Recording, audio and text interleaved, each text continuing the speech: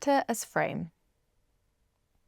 When, as a Yorkshire-born Serbian teenager living in Norway, I was asked about my cultural identity, I struggled to give an economical answer.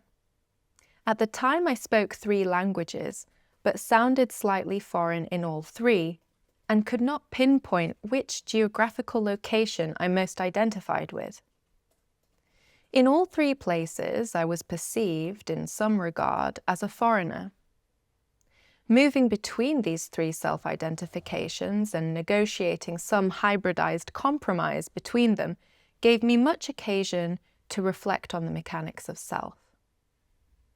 For the teenage Katarina, harboring some theory or other about the mechanics of self was an ongoing necessity. The need to negotiate potential conflicts or contradictions in self-identification are known to give rise to specific behavioral outcomes. One of these is known as frame switching, which is when a person seems to snap into a different system of behavior depending on the cultural frame they have adopted, triggered by situational cues. Frame switching is very common and particularly conspicuous in people like myself, who use more than one language or identify and interact with more than one distinctive social group, nationality, or culture on a daily basis. This kind of person is referred to in the cultural psychology literature as a bicultural or multicultural. The opposite, a person identifying with and interacting with a single culture, is referred to as a monocultural. Since research into frame switching will be relevant throughout this thesis, I would like to first reflect on the usage of the terms multicultural and monocultural. A note on the terms multicultural and monocultural. The 2 terms and the distinction they profess may strike some readers as a false dichotomy and a gross simplification of both those deemed multicultural and especially those deemed monocultural. Indeed, there is not really any such thing as a monocultural because nobody belongs to only one social group. And in fact, because of this, everyone frame switches, not only so-called multiculturals. Cultural psychologists are aware of this when they employ such terms. Rather, they are highlighting relative differences, usually within specific areas that have dominated cultural psychology studies, such as the relationship between a host and immigrant population. In the latter case, immigrants are often labelled multicultural and the host population monocultural. This then highlights the way in which immigrants' frame switching is often more conspicuous from the point of view of both populations than the host population's frame switching. Within the cultural psychology literature, culture is most often taken to mean nationality, language, ethnicity, or race. This probably reflects, in turn, a wider focus on these parameters as markers of culture, beyond the field of this academic study. In our current social climate, ethnic or nationality differences are perhaps marked as more essential to identity than occupational differences or differences in aesthetic tastes. However, the fault lines delineating culture ought not be drawn at the boundaries of nationality or ethnicity alone in order to account for the broader scope of switching. A great deal more diverse and intersecting cultural facets present pressures on an individual's systems of behavior. An individual must then resolve these complicated identity conflicts as they arise, whether they are triggered by moving between different age groups, social and professional roles, affiliation to different music or fashion cultures, and their attendant aesthetics, or just by proximity to certain people who, by the subtle influence of their own character, bring out a different side in you.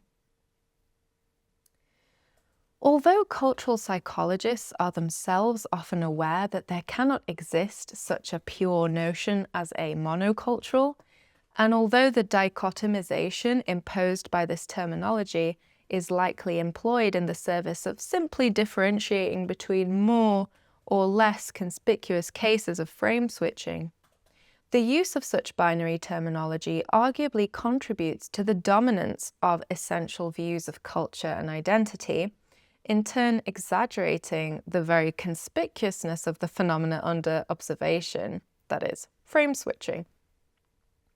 In other words, frame switching seems more conspicuous to us when we assume that most people do not frame switch, that not frame switching and remaining culturally consistent is the norm.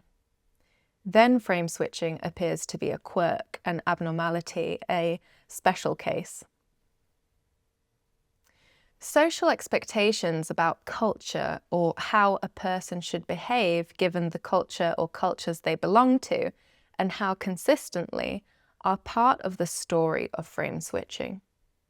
Rather than being an essential category, the term multicultural is a symptom of current dominant lay theories of self. And by the way, lay theories of self means the sort of everyday theories people harbor about selfhood. So the sort of implicit ideas people might have about what a self is, those are lay theories of self.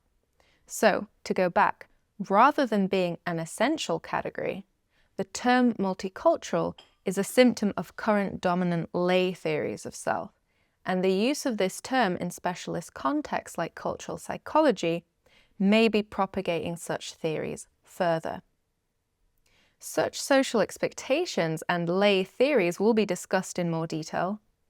First, I will provide a brief review of studies into frame switching that are relevant to this research, including code switching, knowledge activation theory, and the notion of cultural frame. So this is going to be all about how people snap into different patterns of behavior depending on their social context. Frame switching.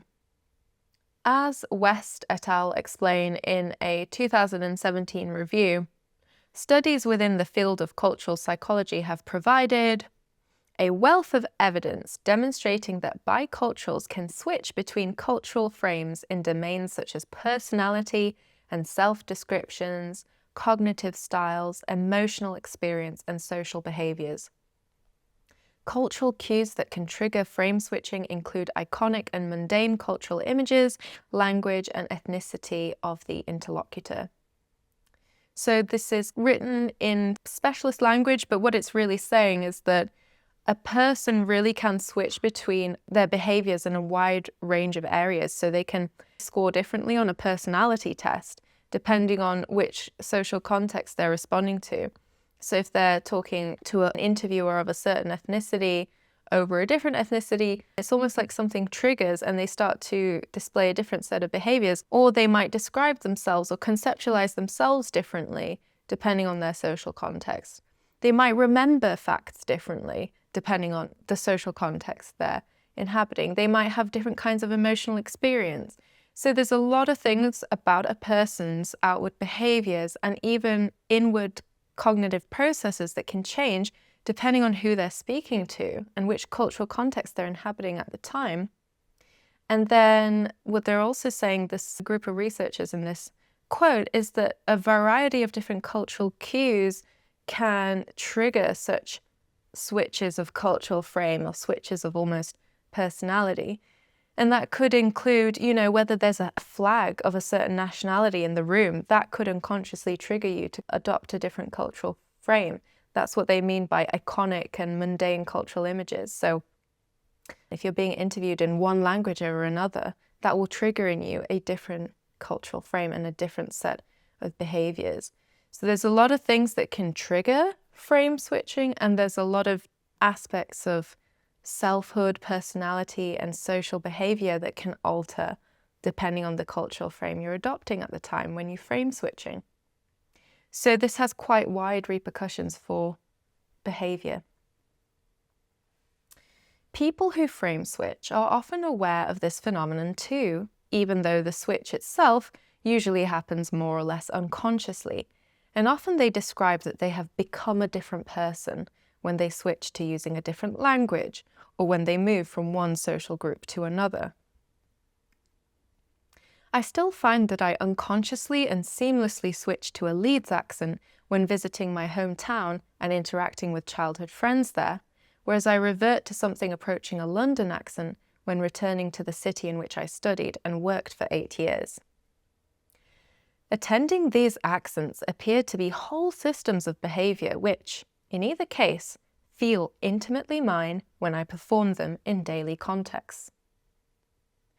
While frame switching is most conspicuously observed through changes in a person's behaviour, such as a switch in accent, mannerism, perceived personality traits or language, Kay and Kempton and Sui et al. Both show that switching from one cultural frame to another can also change basic cognitive processes, such as subjective experiences of colour or the processes involved in remembering. So there's a lot of deep changes, internal changes almost, that can also occur depending on what your social environment is and what kind of system of behaviour seems to have snapped into place, triggered by your environment.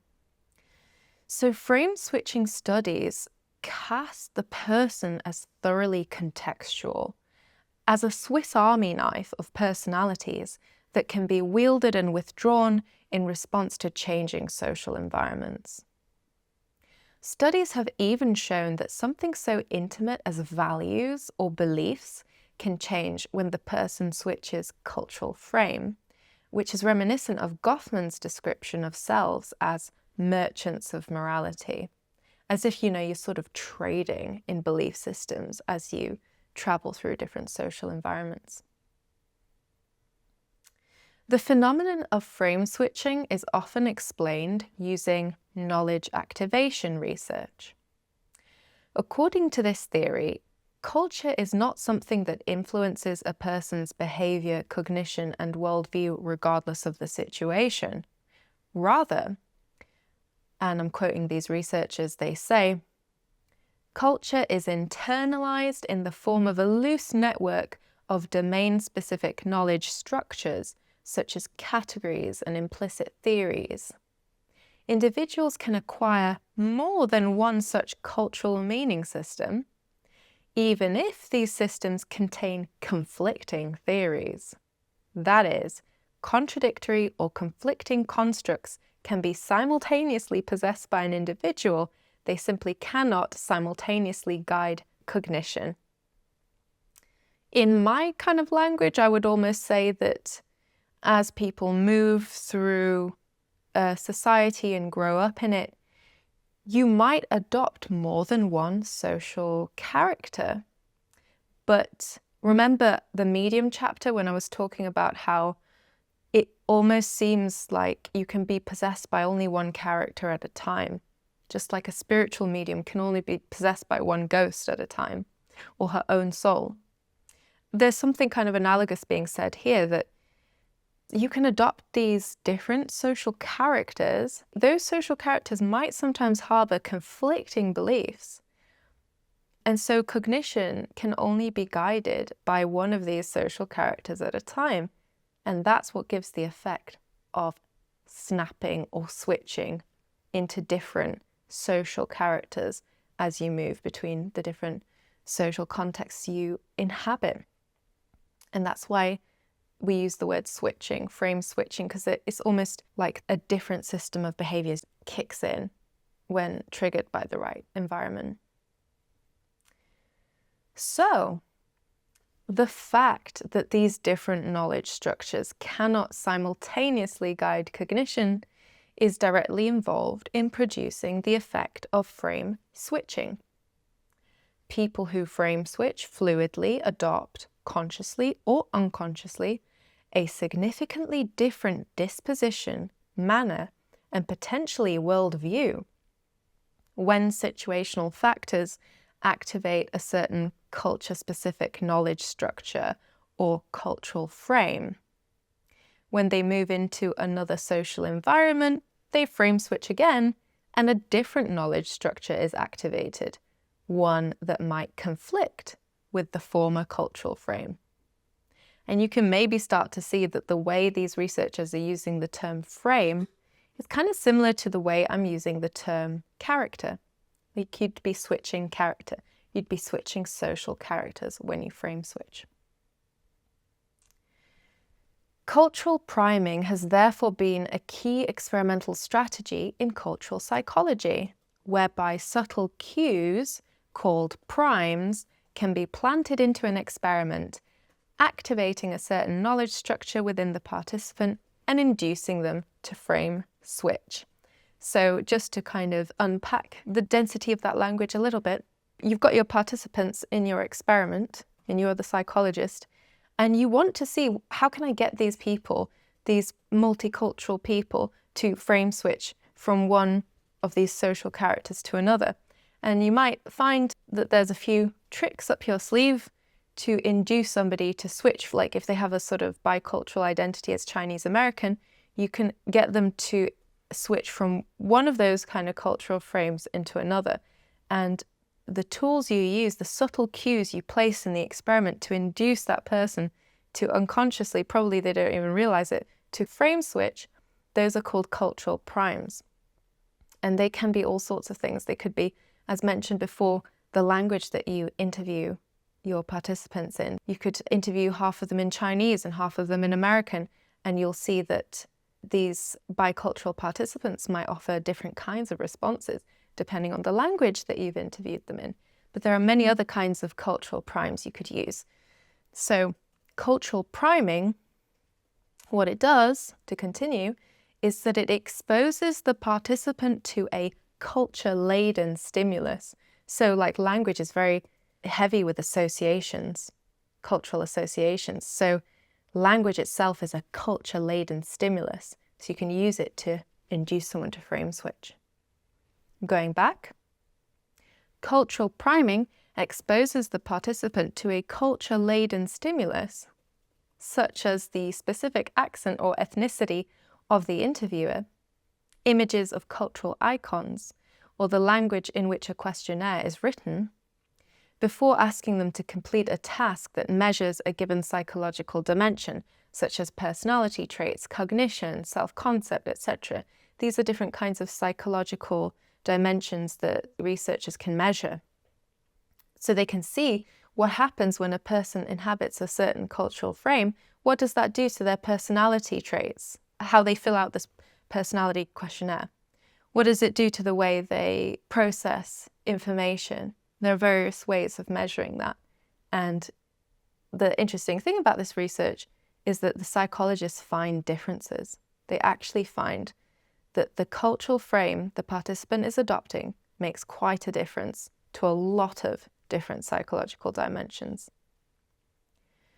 So researchers can use priming to manipulate which of the individual's cultural frames will become salient, predicting which behavioral and cultural scripts will become activated, and thus what kinds of behaviors, values, cognitive processes, or self-conceptions might become more likely in a given context. Cultural priming thus allows researchers to study contextual personality by causing participants to frame switch. So maybe you can see where we're headed with this. A personality that is highly dependent on the social context is to say, well, maybe there isn't really such a thing as an essential self. The self is always adapting or snapping into different versions of itself depending on the context. The context is kind of shaping personality constantly. So this is where we're headed, away from essentializing the self by looking at this kind of evidence. So let's look at a related term. You may have heard of this one. It's a slightly more popular and famous term than frame switching, I would say, and it's code switching. So it sounds very similar. It comes from a slightly different field. It comes from linguistics, and it's documenting a similar kind of phenomenon. But let's look at the differences a little bit and what we can learn from them. So a closely related concept to frame switching is code switching, originating from linguistics. Studies of code switching in multilingual people and communities involve analyses of when, how, and why people switch between languages or language codes. Similar to frame switching, code switching is almost always motivated by social factors. For example, signaling group membership or distancing oneself from a group, or negotiating class dynamics, or negotiating different domains of speech. Increasingly, the concept of code switching, so the idea of switching language code, so that would be like, let's say you're from a working class town, and then you go off to like a posh university. The way people talk in your hometown and the university could be very different. And actually, Zadie Smith has a lovely essay called Speaking in Tongues, where she talks about how this happened precisely to her. So she was from a working class London neighborhood, moved to Cambridge to study, and she kind of started speaking these almost like two different languages. And when she came back home from uni, she would have to switch back. And she talks about, in that essay, she talks about the difficulties of sometimes not being able to switch back. And then the people from your hometown judging you for losing the language code that inscribes you as one of them. So suddenly you're an outsider if you've lost that language code. But people who can kind of retain both, let's say you learned like posh speak at Cambridge and you can speak in your hometown's dialect or slang, somebody who retains both of these capabilities would have to switch code as they move between these two groups so they can kind of fit into both. And that can lead to a cascade of other different kinds of switches, not just linguistically, but as we mentioned before, your whole frame can switch as a result, your whole frame of reference, your whole system of thinking. But let's focus on code switching for a while. So switching different language codes depending on the cultural context. Increasingly, the concept of code switching has become relevant to areas such as intersectional feminism, critical race theory, and more generally, studies of marginalized groups and how members of these groups manage the threat of discriminatory treatment through learning to adopt different codes of behavior. So in studies of racial dynamics, code switching may refer to how people of color modulate the way they act and speak as they enter white-dominated domains in order to suppress negative racial stereotypes that might come at a cost to them, to that individual. So in this respect, code switching is a social risk management strategy, and this has been explored with special attention to professional and educational domains in this wonderful BBC programme, Lucrece Grahua's insightful BBC4 programme on code switching in people of colour living in London. So you can check that out in the link below, it's really, really good. Further, in the 2018 film Sorry to Bother You by Boots Riley, code switching in the workplace is satirized to powerful effect when the protagonist, an African-American telemarketer, suddenly strikes fame and fortune in the company when he discards his authentic voice and language code and adopts instead an affluent white voice when speaking on the phone. So that was kind of darkly hilarious and a really good example of a little cultural moment in a film where code switching in a marginalized group is kind of critiqued in a really absurd way. It's really interesting. This distinct pressure to code switch can be expanded to characterize the way in which a member of any marginalized group must negotiate their behavioral patterns, the character they take on within the dominant culture. Then, further expanding beyond marginal or central or minority-majority dichotomies, everyone must be code switching to some extent in order to negotiate different social situations, avoiding costs and seeking advantage, however subtly, and even where the power hierarchy between parties in a given social interaction is not obvious or predefined in a clear-cut way. One way of characterizing the difference between code and frame switching is that code switching seems to initiate through the deliberate, if instinctive, management of external behavior via, for example, language choice, and usually in order to manage the effects of unequal social power dynamics. Meanwhile, frame switching appears to change not only external behaviors for the sake of navigating social dynamics, but also internal changes, changes in values, worldview, personality traits, self-description, and cognition. In the context of studying social power dynamics between dominant and marginalized groups, code switching presents itself as a draining, inauthentic act that a marginalized individual has to perform in order to survive social situations and minimize risk of threat. It involves the pain of having to sideline a sense of one's own self that feels authentic in exchange for an inauthentic performance that shields the individual from threat of discriminatory treatment. In this context, code switching feels necessary but inauthentic, and is thus a specific type of social burden carried by marginalized individuals. Frame switching, on the other hand, seems to entail a significant switch in the person themselves from one form of authentic self-presentation to another form of also authentic self-presentation. The burden of frame switching is thus not that the switching individual must present an inauthentic version of themselves, but that they have multiple authentic versions of themselves to present. This is a different kind of burden. It is caused not by society's intolerance toward a particular type of character per se, but rather society's intolerance toward an individual exhibiting multiple characters. Intolerance toward character inconsistency. Irving Goffman was especially interested in those moments in which a person acts out of character, including the social cost of doing so. He focuses in particular on the bodily slips and communicative errors that interrupt a consistent presentation of self in everyday life. Loss of muscular control, nervousness, misreading the context, or having a secret divulged.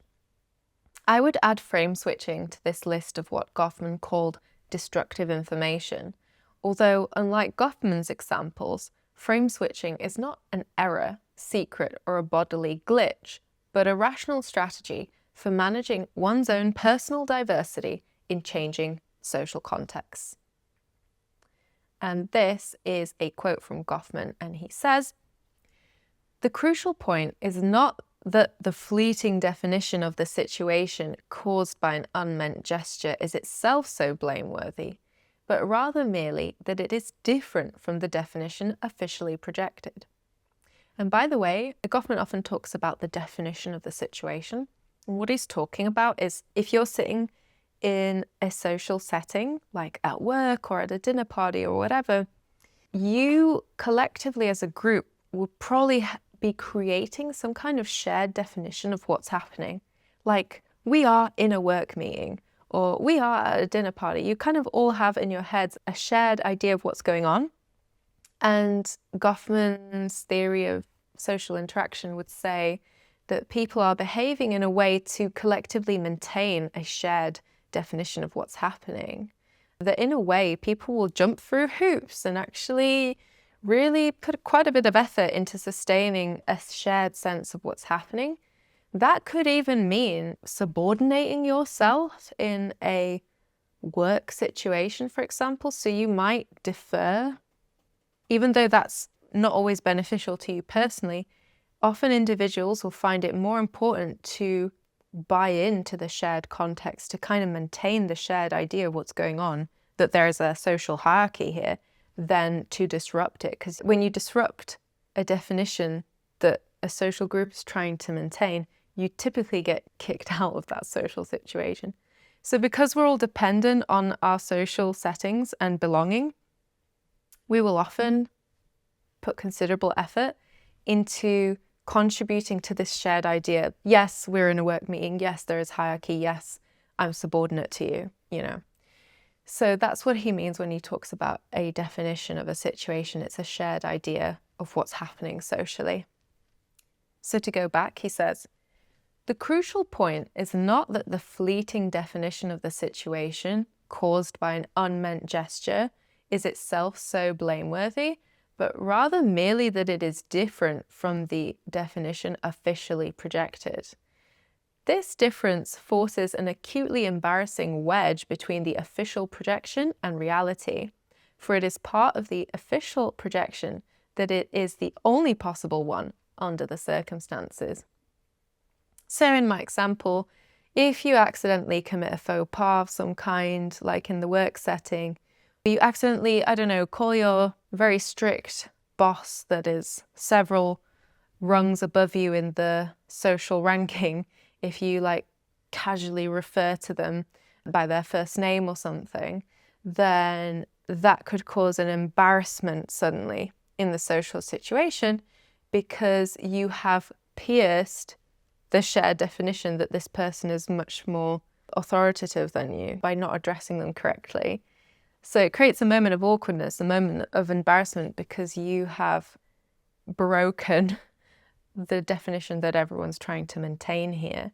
So it's not that it's itself so blameworthy that you call your boss by their first name or without sufficient respect. It's that it is suggesting a different reality to the one everyone's trying to portray here. And that creates social awkwardness, the fact that it's offering a different reality to the official projection that everybody's trying to maintain.